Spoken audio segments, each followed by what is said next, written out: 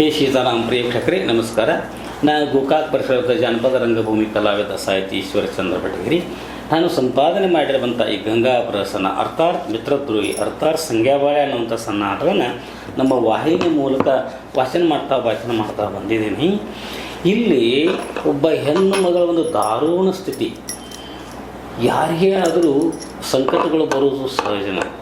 ಆದರೆ ಗಂಡಸರು ಸಂಕಟಗಳು ಬಂದಾಗ ಹೇಗೆ ಅದನ್ನು ಸಹನ ಮಾಡ್ತಾ ಇದ್ದಾರೆ. ಆದರೆ ಈ ಹೆಣ್ಣು ಮಗಳು ಅದು ವಿಶೇಷವಾಗಿ ತನ್ನ ಸರ್ವಸ್ವ ಅಂತ ಶೀಲಹರಣ ಆದ ಮೇಲೆ ಅವಳ ಬದುಕು ಹೆಂಗೆ ಅನ್ನೋದು ಪ್ರಶ್ನಾರ್ಥಕವಾಗಿ ಬಿಡ್ತದೆ.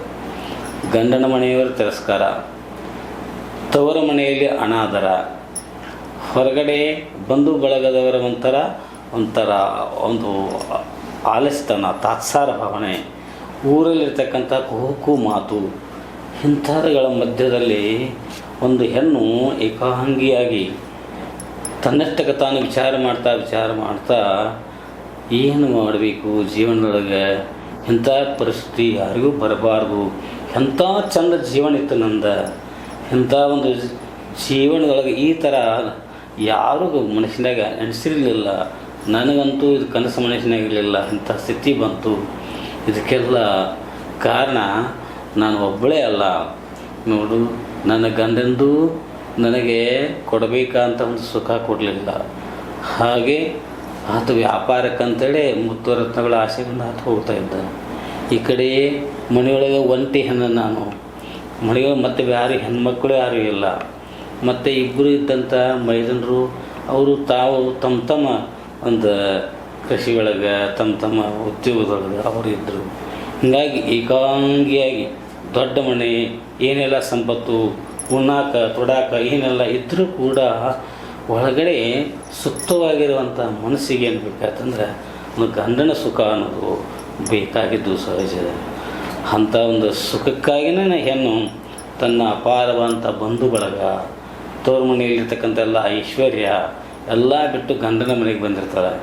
ಗಂಡನ ಮನೆಗೆ ಬಂದಾಗ ಆ ಸುಖಕ್ಕಾಗಿಯೇ ಅವಳು ಆಸೆ ಮಾಡ್ತಿರ್ತಾಳೆ.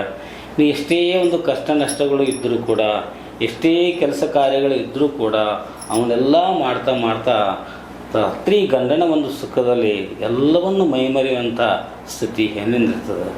ಅಂಥ ಒಂದು ನಾನಾದರೂ ಹೆಣ್ಣಾಗಿ ಇಷ್ಟೆಲ್ಲ ಅಪೇಕ್ಷೆ ಮಾಡ್ತಾಯಿದ್ರು ಕೂಡ ಇದು ನನಗೆ ಸಿಗಲಿಲ್ಲ ಅಂತ ಅಂದು ಕೂಡ, ಆದರೂ ಗಂಡನ ಮನೆಯ ಒಂದು ಮರ್ಯಾದೆಯನ್ನು ಕಾಯ್ದುಕೊಳ್ಳೋ ಸಲುವಾಗಿ ನಾನೆಲ್ಲವನ್ನು ಅವ್ರು ಹೇಳಿದ ಹಾಗೆ ಮಾಡ್ತಾ ಬಸವಣ್ಣ ದೇವರಿಗೆ ಹೋದಾಗ ಇಂಥ ಒಂದು ಕೊರಳಾಗಿನ ಬಂಗಾರ ಸರಿ ಕಳ್ಕೊಂಡಾಗ ವಿಚಲಿತಳಾಗಿ ಹೋಗಿದೆ. ಏನು ಮಾಡಬೇಕು ಅನ್ನೋದಕ್ಕೆ ಅಂದ ಅನಿವಾರ್ಯವಾಗಿ ಒಂದರಂತ ತಪ್ಪುಗಳು ಹಾಕೋತ ಹೋಗಿ ಕೊನೆಗೆ ನನ್ನ ಶೀಲಹರಣ ಆಯಿತು.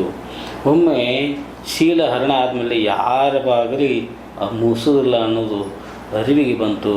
ಆದರೆ ಯಾರೇ ಹಾಳಾಗೋಕ್ಕಿಂತ ಮೊದಲು ನಮ್ಮ ಮನುಷ್ಯಾಗ ಬುದ್ಧಿ ಬರಬೇಕು. ಹಾಳಾದ ನಂತರ ಏನು ಬುದ್ಧಿ ಬಂದರೂ ಕೂಡ ಏನೇನು ಉಪಯೋಗ ಇಲ್ಲ ಅನ್ನೋದಕ್ಕೆ ನಾನೇ ಪ್ರತ್ಯಕ್ಷ ನಿದರ್ಶನ ಆಗಿಬಿಟ್ಟೀನಿ. ಅದಕ್ಕೆ ಏನೇ ಆಗಲಿ ಇನ್ನೇನಾದರೂ ಹೇಗಾದರೂ ನೋಡಿ ಬಾಳಬೇಕಂತಂದರೆ ಏನು ಆದರ್ಶ ಬಾಳಂತೂ ಅಲ್ಲ, ಆದರೂ ಜೀವವಿರುವವರೆಗೆ ಒಳ್ಳೆಯ ಹುಟ್ಟಿ ಬರುವಂಥದ್ದು ಜನ್ಮ ಅಲ್ಲ. ಮತ್ತು ಏನು ಆದದ್ದನ್ನು ಎದುರಿಸಿ ಹೋಗಬೇಕು ಅಂತೇಳಿ ತಿಳ್ಕೊಂಡು ಇದಕ್ಕೆ ಮೂಲ ಕಾರಣ ಅಂತ ಈ ಬಾಳಣ್ಣನ ಮನೆಗೆ ಬಂದೇನೆ. ಬಾಳಣ್ಣಾದರೂ ಕೂಡ ಅವಗೂ ತನಗೇನೂ ಮಾಡೋಕೆ ಬರೋಂಥ ಒಂದು ಸ್ಥಿತಿ ಒಳಗೆ ಅತ್ತಾಗ ಸಂಜ್ಞಾನೊಂದು ಅದು ಋಣಭಾರ.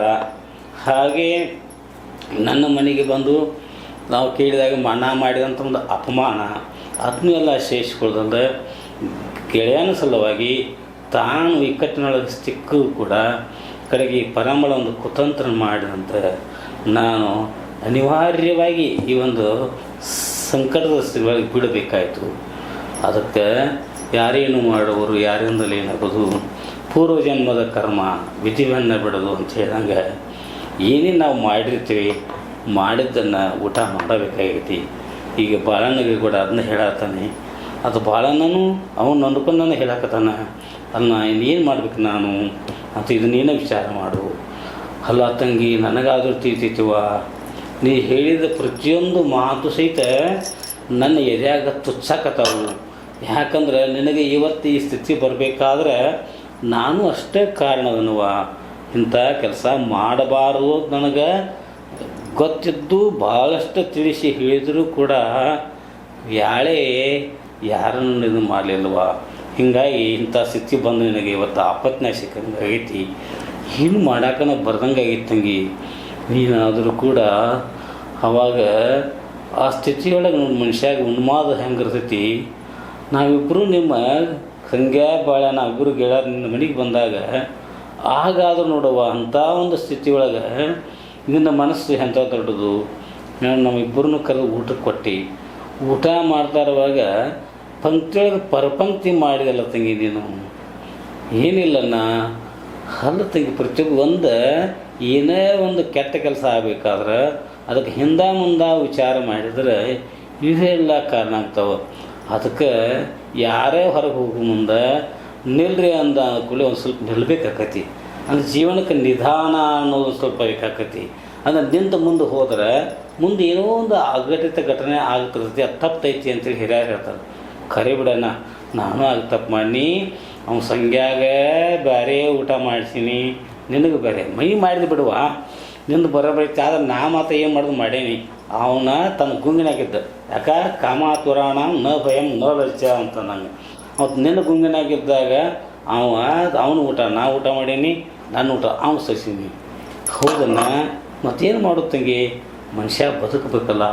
ಪ್ರತಿಯೊಬ್ಬರಿಗೂ ನಾ ಬದುಕಬೇಕು, ನಾ ಇರಬೇಕು, ನನ್ನ ಹೊಟ್ಟೆ ತುಂಬಬೇಕು ಅನ್ನೋಂಥ ಆಸೆ ಇರೋದು ಸಹಜಕ್ಕೆ. ಖರೆ ಅದು ಬಿಡುವ. ಆತ ಅವನು ನಿನ್ನ ಗುಂಗಿನಾಗಿದ್ದ ಹೌದಾ ಅಂತ ನಾವು ಊಟ ಮಾಡಿ ಹೊರಗೆ ಕೊಯ್ತೀನಿ. ನಂತರ ನೀವಿದ್ದಾಗ ನಿಮಗೆ ಟೈಮ್ ಬೇಡ, ಅವತ್ತ ರಾತ್ರಿ ಯಾರನ್ನ ಬರ್ಬೇಕು, ಆವತ್ತ ನೀವಿಬ್ಬರು ಅಲ್ಲಿ ಸಿಗಬೇಕು. ಹಿಂಗೆ ಏನು ದ್ವಂದ್ವದೊಳಗೆ ಸಿಕ್ಕು ನಿಮ್ಮ ಜೀವನನೇ ಒಂಥರ ಏನು ಬಾಯಿಲಿ ಹೇಳಕ್ಕೆ ಬರೋಂಗಿಲ್ವ, ಛದ್ರ ಆಗಿಬಿಟ್ಟಿತ್ತು. ಆತು ಅಂತೇಳಿ ನಾವು ಹತ್ಕೋತ ಕೂತ್ರೆ ನಮ್ಮ ಜೀವನ ಹೆಂಗೆ ಆಗೋದಿಲ್ಲ. ಇನ್ನು ಆದದ್ದನ್ನು ಹೆಂಗಾದರೂ ಮಾಡಿ ಅದನ್ನು ಸರಿಪಡಿಸೋಕ್ಕಂತೂ ಆಗೋದಿಲ್ಲ. ಯಾಕೆ ಕನ್ನಡಿ ಹೆಂಗಿರ್ತೈತಿಲ್ಲ ಹಂಗೆ ಜೀವನ ಯಾರ್ದಾದ್ರು.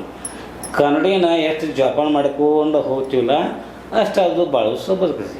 ಒಮ್ಮೆ ಕೈ ಜಾರಿತು ಕನ್ನಡಿ ಕೆಳಗೆ ಬಿತ್ತಂತಂದ್ರೆ ಪುಡಿ ಆಗಿಬಿಡ್ತೈತಿ. ಆ ಪುಡಿ ಅಂತ ಕಾಜಿನ ನಮ್ಮ ಮುಖ ನೋಡ್ಕೊಳಕ್ಕಾಕತ್ತೇನು, ಆಗೋದಿಲ್ಲ ತಂಗಿ. ಹಂಗಾಗೈತೆ ನೋಡಪ್ಪ ನನ್ನ ಜೀವನ. ನೀವೆಲ್ಲ ಕೂಡಿ ನಂದು ತಪ್ಪತಿ ನಿಮ್ಮದು ತಪ್ಪು ಎಲ್ಲ ಕೂಡಿಕೊಂಡು ನನ್ನ ಜೀವನ ಮೂರಾ ಬಟ್ಟೆ ಮಾಡಿಬಿಟ್ರಿ. ಮೂರಾ ಬಟ್ಟೆ ಅಂತ ನನ್ನ ಜೀವನದಾಗ ಇನ್ನು ಹೆಂಗೆ ನನ್ನ ಜೀವನ ಬದುಕಬೇಕು. ಕಾಜ ಚೂರು ಆಗಿಬಿಟ್ಟದವ. ಪ್ರತಿಯೊಂದು ಕಾಜಿನ ಚೂರಿನಾಗ ನನ್ನ ಮುಖ ಕಾಣ್ತೈತಿ. ಅಲ್ಲಿ ನಾನು ಅಣಗಿಸ್ಕೊಂಡಂಗೆ ಆಗತ್ತನ್ನ.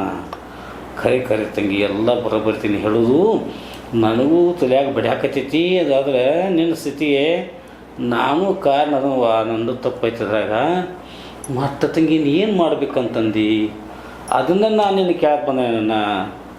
ಖರೇವ ನನ್ನ ಕೇಳಕ್ಕೆ ಬಂದದಿ.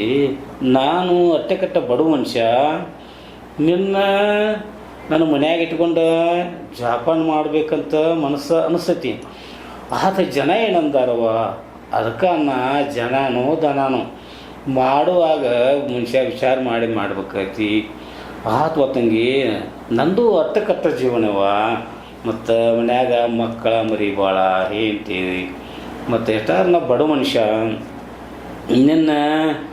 ನನಗೆ ಜಪಾನ್ ಮಾಡ್ಕೋಬೇಕಂತ ಮನಸ್ಸು ಅಂತ ಅನಿಸ್ತೈತಿ. ಆದರೂ ನಮ್ಮ ಮನ್ಯಾಗಿರೋದು ನೀನು ಯೋಗ್ಯ ಅನಿಸೋದು ತಂಗಿ. ಏನು ಹಿಂಗಂತೀನಿ ನೀನು? ಹೌದವಾ, ಯಾಕಂದ್ರೆ ನಿನ್ನಂಥ ಹೆಣ್ಮಗಳನ್ನ ನಮ್ಮ ಮನ್ಯಾಗ ಇಟ್ಕೊಂಡು ಕೂತ್ನಂದ್ರೆ ಜನ ಏನಂತಾರು, ಮೊದಲು ನಿನ್ನ ಗಂಡನ ಮನೆಯವರು ಮೊದಲು ಭಾಳ ಸಿಟ್ಟಿನವ್ರವರು. ಈಗಾಗಲೇ ಇದು ಪ್ರಸಂಗಕ್ಕೆ ನಾನು ಕಾರಣ ಅಂತೇಳಿ ಅವರಿಗೆ ಗೊತ್ತಾಗೈತಿ. ಇವತ್ತಿಲ್ಲ ನಾಳೆ ನನ್ನನ್ನು ಏನು ಮಾಡ್ತಾರೋ ಅನ್ನೋದಾಗ ಗೊತ್ತೇ ಆಗೋದಲ್ಲ. ಅದಕ್ಕೆ ತಂಗಿ ನೀನು ವಿಚಾರ ಮಾಡು. ಇಲ್ಲಿ ಇರುವುದು ನಮ್ಮ ಮನೆಯಾಗಿರುವುದು ಹೆಂಗೆ ಅನಿಸ್ತತಿ ನನಗೇನೂ ತಿಳಿತಾ ಇಲ್ಲಪ್ಪ.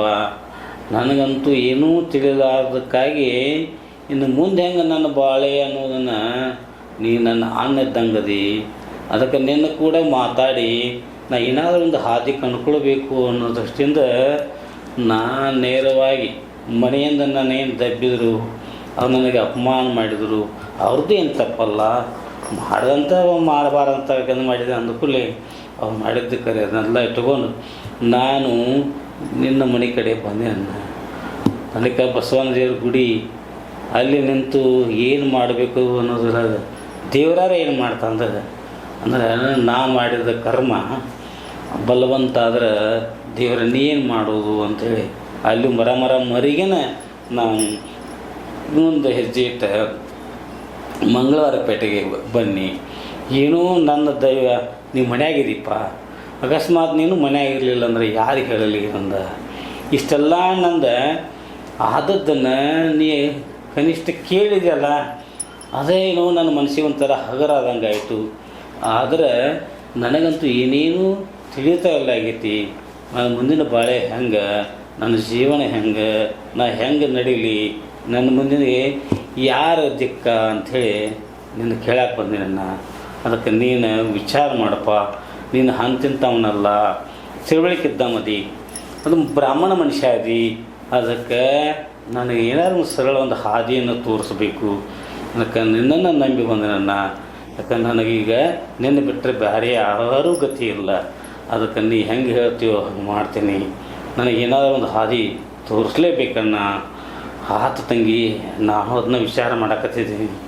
ನೋಡು ದೇವ್ರು ಏನೇನು ಹಾದಿ ತೋರಿಸ್ತಾನು, ದೇವ್ರ ಮೇಲೆ ಬಾರಾಕಿ ಬಸವನ ಬಾರಾಕಿ ವಿಚಾರ ಮಾಡು ತಂಗಿ.